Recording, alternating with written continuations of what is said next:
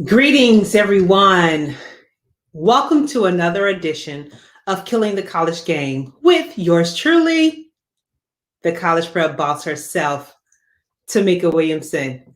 All right, so I wanted to share another tip with you all dealing with the admissions process and financial aid process. So I did a video about the CSS profile and talked about why you would use the CSS profile.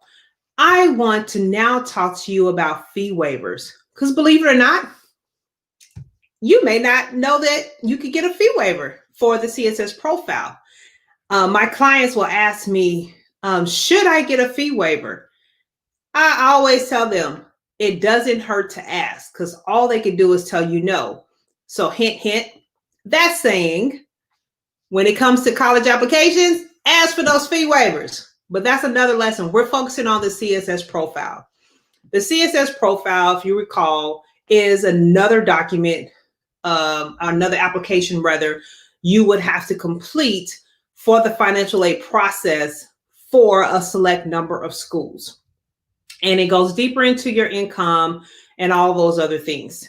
If you want to learn more about it, check out the other video. Go to our video library on our YouTube channel and you'll be able to catch the details there.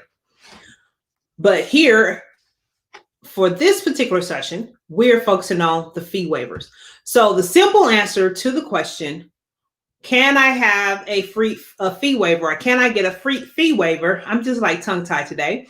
For the CSS profile, the answer is yes, you can. But here are the qualifiers for you to get a fee waiver. So one, there are different reasons why you can get a fee waiver. So if you fall in any of these categories, you would qualify for a fee waiver. So the first qualifier is you received an SAT fee waiver. If you received an SAT fee waiver, you can qualify for a CSS profile fee waiver as well. The second qualifier is if your parental income, because remember, financial aid, for the financial aid process, parents, you have to list your income.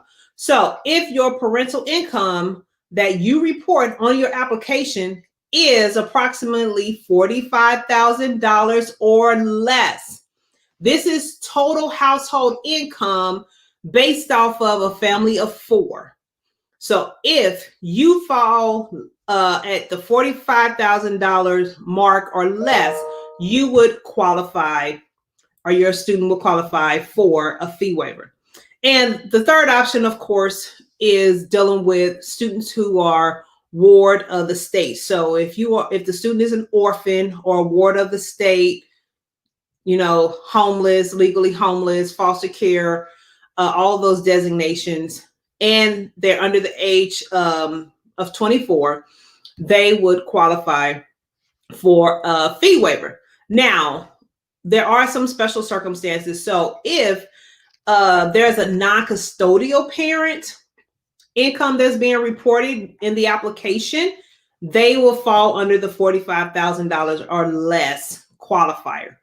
So those are the qualifying factors that would possibly yield a fee waiver via College Board. Because if you watch the other video, you would know that the CSS profile is owned and facilitated by the College Board. So I wanted to share some additional tips with you regarding the fee waiver, because I'm sure everybody wants to know, one, what does the CSS fee waiver cover? This covers the initial CSS profile, hint, keyword, initial CSS profile for one college or program report. That's all it includes.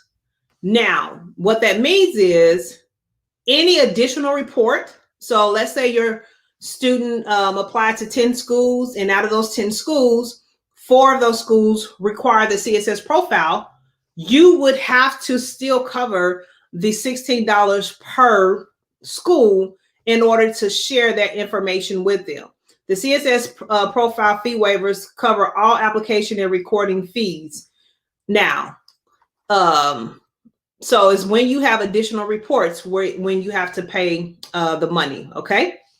Now, when you be notified, basically students will find out if they are eligible for a fee waiver as part of the online payment process. So you'll go through the application process, put all the information in because they need to know what the income is. And when it comes to paying, it will let you know whether or not you qualify for the fee waiver. All right.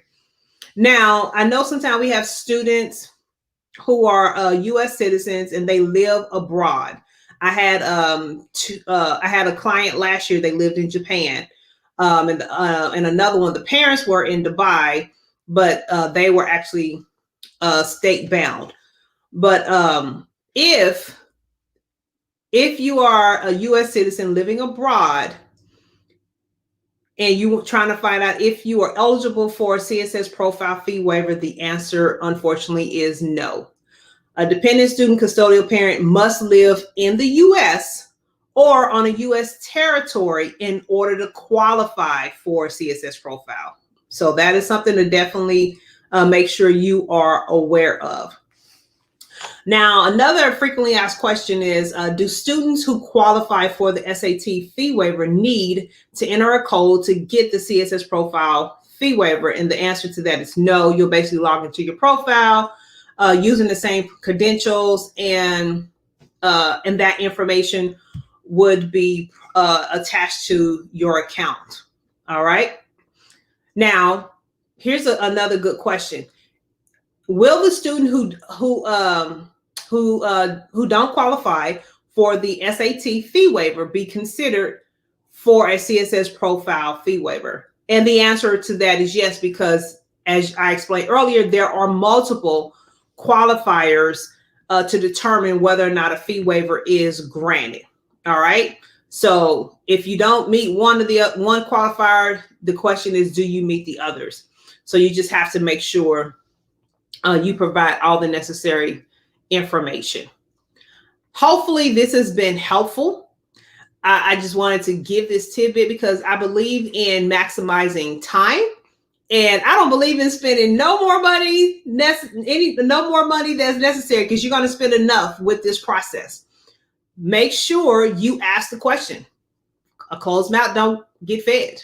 It's as simple as that. So you can apply the same thing for the college admissions process. Ask schools for fee waivers. Many schools are doing it automatically, but if they're not, it doesn't hurt to ask.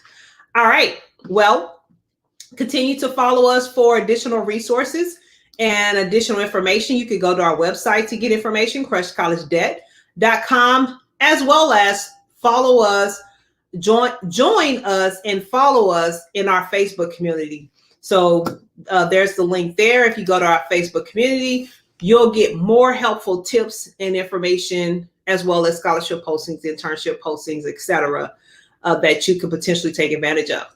Thank you for joining me for another edition of Killing the College Game with yours truly, the college prep boss herself. It's been a pleasure. Until next time, remember, the time to be ready is not the time to get ready. Work on staying ready, so that way, when opportunities come your way, you'll be in position to take advantage of it. Because remember, opportunities, when they come, they only come to prepared people. So if you're not prepared, the opportunity will typically say, bye-bye, and you'll miss out on that opportunity, and it may not come back around to you again. All right. See you all later.